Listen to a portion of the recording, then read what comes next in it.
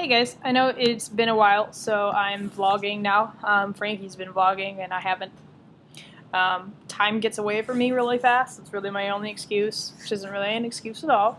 But to update you as to where I am today, I have derailed a little bit from my basic hobbies because my number one priority so far has been reading Malevolence for Frankie because I never knew how it ended and I'm too excited about it to really focus on doing any other projects myself. The reason that is taking so long is because the document has been lagging very slowly online. So if I wanted to edit out a comma, it would take like a minute. So and Frankie has commas is one of her areas of improvement. So I'm editing commas a lot.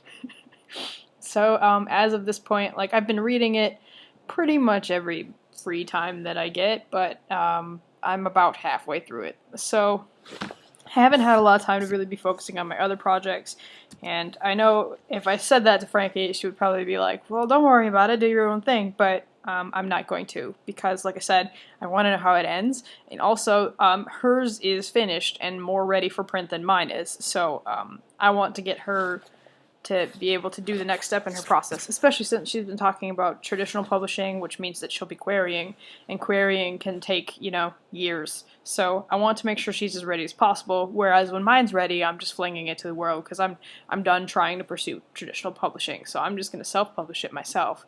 My holdup from doing that, besides the obvious editing things, is that I don't have a cover artist. Frankie was going to do it, but understandably she's kind of burnt out on doing too much art for other people, and she isn't really having as much fun as she used to, except when she is. And that's understandable. I don't want to make her feel like I expect art from her. That's not the purpose of our friendship, so I'm trying to pursue other cover artists, which is sort of a hit and miss thing. I've looked into a couple of different channels, but I'm not feeling very emotionally connected to my choices, so what happened was I was like, oh yeah, I'll just get a cover. And then when I sat down and started thinking about getting a cover, I realized that I'm way pickier than I thought that I was. And I don't know when I'm going to be over that. So covers is going to be a holdup for a while.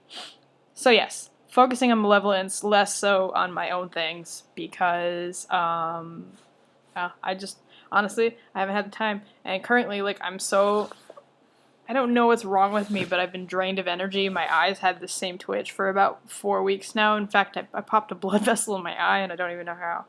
So there's that. I have, however, been working on a new writing project that just sort of came on a whim. And, when that happens, you don't say no to it. You don't go, I have other projects to work on, and therefore I don't feel like writing you right now. Those urges are a little too serious for me to be able to let them go. In fact, this one almost woke me up. So, and I told Jory about my idea, and she's like, how does your brain work? I was like, well, when you're falling asleep and you're getting ready to go to bed, and there's all these thoughts that keep turning over in your mind, and they won't let you sleep because your brain is too loud? She said, yeah. I said, well, I do that too, except that when I do that, I find a story in there somewhere. So, before I tell you about the idea, here's where the idea came from. My niece was just born about a week ago, and so I had babies on the brain because I was in Iowa at the time and I didn't get to meet her yet, so I was thinking about her. I had just finished the game Fire Emblem Awakening for Nintendo 3DS, and which is an excellent game. But one of the characters in it is, she's a humanish creature, but when she's in battle, she morphs into, a glowing green and yellow frilly dragon, which I thought was kind of cool. So that's another thing. And then I started Tales of the Abyss. I'm not very far in it, but right in the opening scene, this guy jumps into your character's window and just starts talking to him. But then there's a knock on the door, and he's like, I've got to go. I don't want to get caught. And then he dashes out through the window again, and I thought that was a little creepy and strange, but it ended up being one of the thoughts in my brain at this time. And then there's a fairy tale that's really old that talks about fairies stealing a human baby and then replacing it with some sort of demonic fey creature instead. The changeling theory. So that was in my brain, and then with a twist of Dragonheart. So this is the story. I have this creature who's kind of like a dragon, but really isn't. The main thing is they're way more fragile than dragons. They're much smaller than dragons. So they're like a beast with wings. But they have this really pretty, like, indestructible hide shield over their back. It's just this random thing. And they're hunted for it. And the main character of my story so far is the last of his kind, and his mate has just been killed, and he's furious. Because the other thing about this species is that they are prone to bouts of bloodlust and violence, and so far he has been pretty good at resisting it because he doesn't think that that's the way that people that they should live their lives. So he's resisted it, but now he can't even help it because he's so upset, and he knows now he has to live like an eternity without his mate, and he's the last of his kind. So he sets out to claim vengeance on the one that did this, and of course he's a prince, because that's what princes do. The prince likes hunting, and these are really shiny, pretty scales that he wants to sell or give to his wife or whatever. So he sets out to get vengeance on this guy, and what he ends up doing is like there's a highly magical kingdom where everybody has magic and it's just part of their life and they're all very powerful, and of course the royal lineage is like one of the most powerful magical lines in existence. But far across the other side of the world, unbeknownst to these people, there's another subset of people that are just plain old humans with no magic at all. And neither world knows that the other world exists because there's like all kinds of impassable natural obstacles in the way.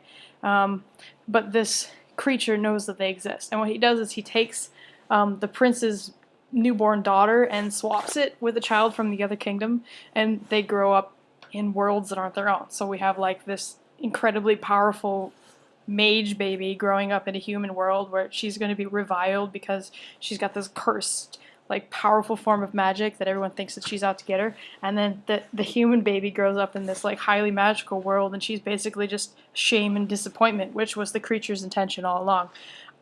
But throughout the course of the story, he keeps tabs on them because he wants to pay attention to how badly this ruins the prince's life.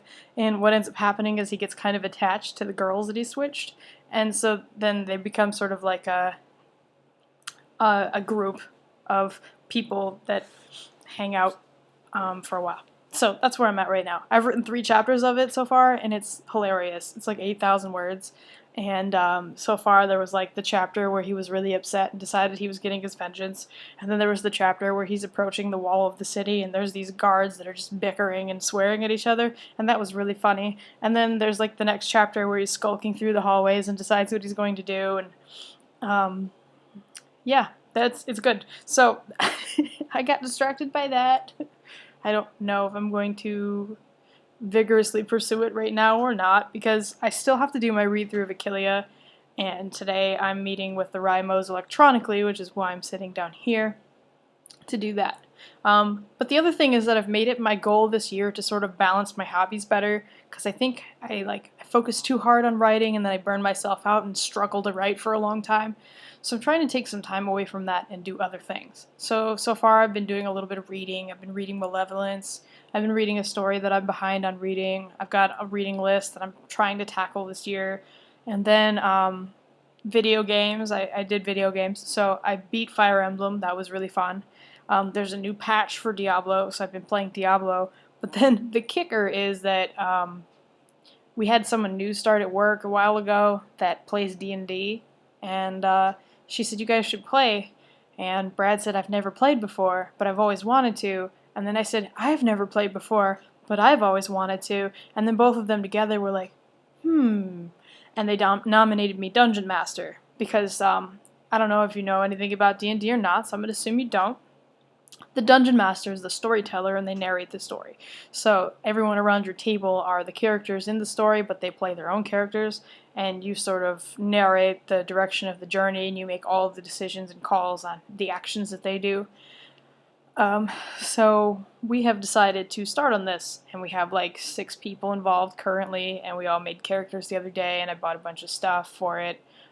So slightly distracted by that. A lot going on. So that's my major update for now.